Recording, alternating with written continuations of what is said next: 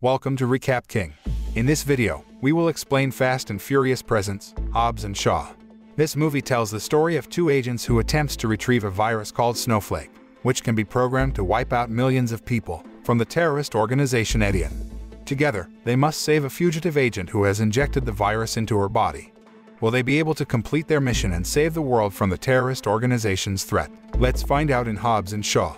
Hobbs and Shaw begins by showing a woman named Hattie Shaw and her team of MI6 agents on a mission to retrieve a programmable supervirus dubbed Snowflake from a techno-terrorist organization called Edion.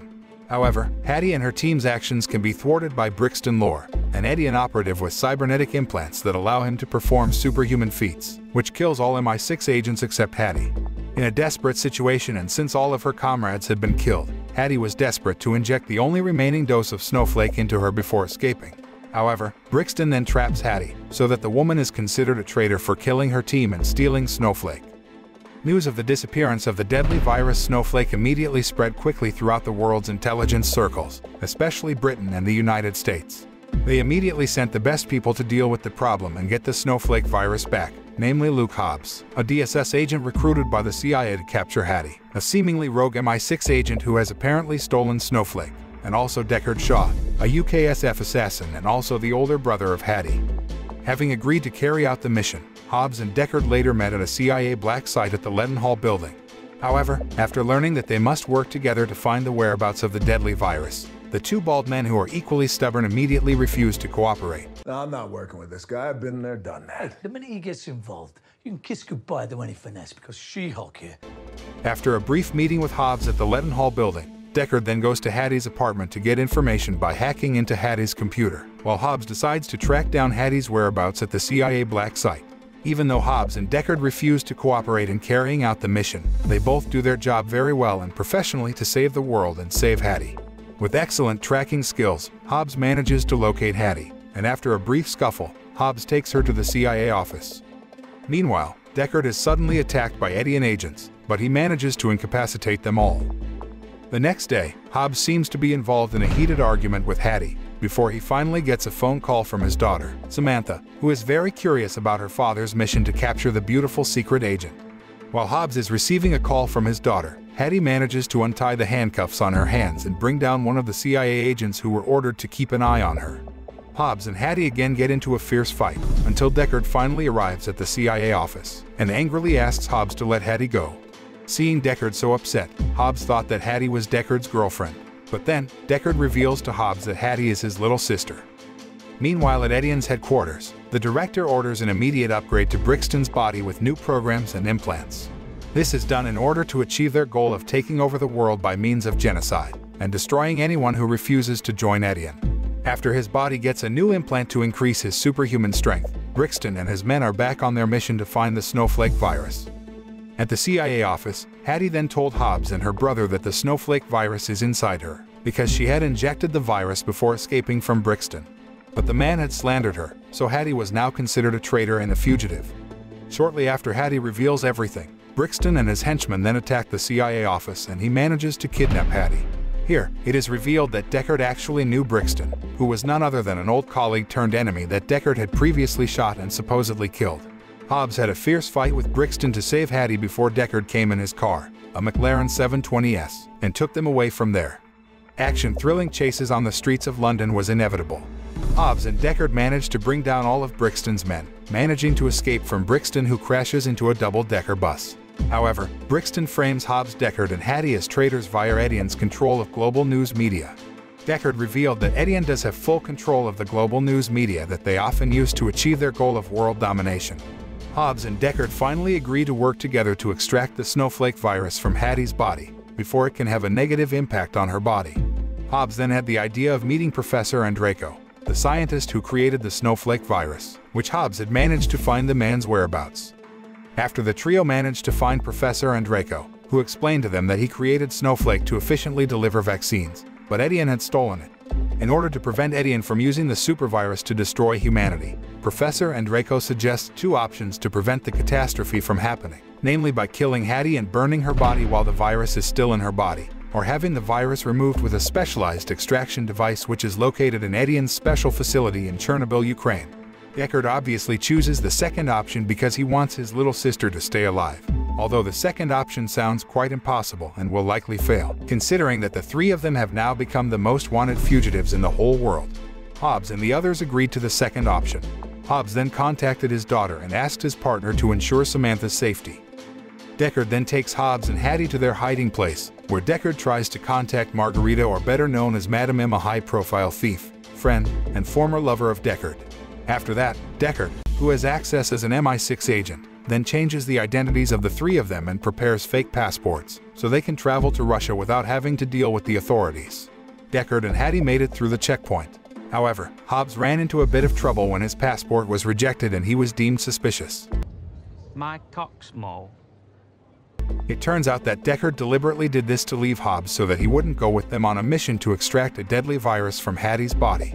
Although Hobbs was briefly detained at a checkpoint at the airport because Deckard made up his fake alias Mike Oxmall, which sounded strange and suspicious, Hobbs finally managed to convince airport officials and boarded the same plane as Deckard and Hattie.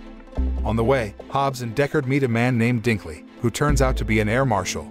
Dinkley then offered to help Hobbs and Deckard, and gave them his business cards. Shortly afterwards, the three of them finally arrived in Moscow, and rushed to Margarita's residence. On the other hand, Brixton manages to kidnap Professor Andreyko and orders the man to reprogram the deadly virus at Etienne's facility in Ukraine. The director of Etienne then orders Brixton to persuade Deckard and Hobbs that they will join Etienne and together rule the world. Meanwhile, after rendezvousing with Deckard's former love Margarita to rearm in Moscow, the three plans to infiltrate the Etienne's facility in Ukraine. Hattie then suggested using the old method that had been taught in her family for generations, which is diversion.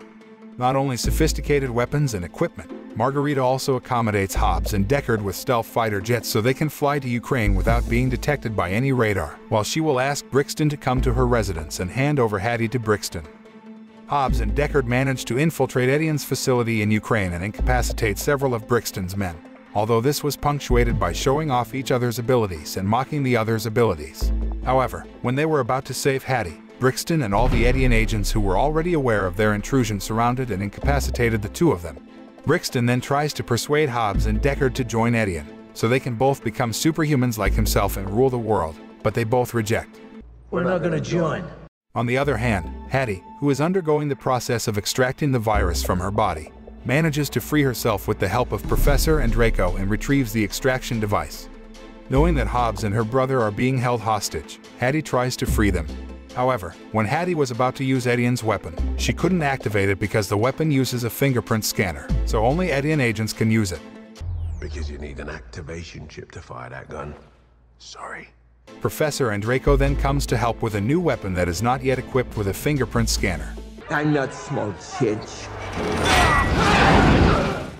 Hobbs and Deckard managed to free themselves, and they were involved in a fierce battle with Brixton and his men. Hobbs, Deckard, and Hattie then blow up the facility before escaping from there.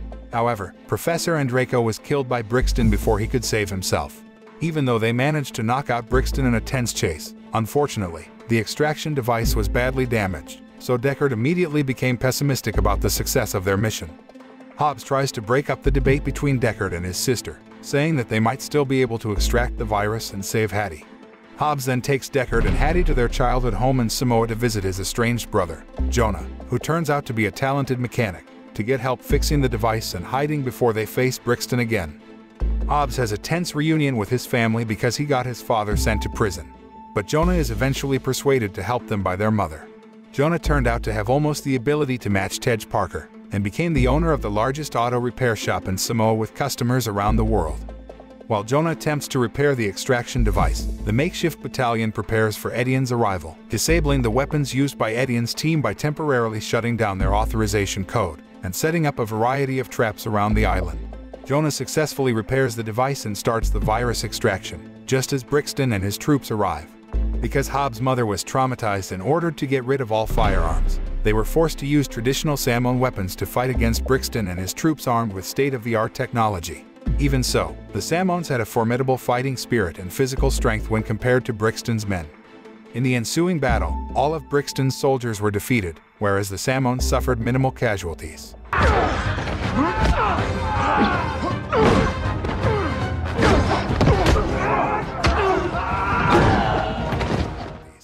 Knowing that his entire army has been defeated, Brixton then kidnaps Hattie and tries to escape in a helicopter.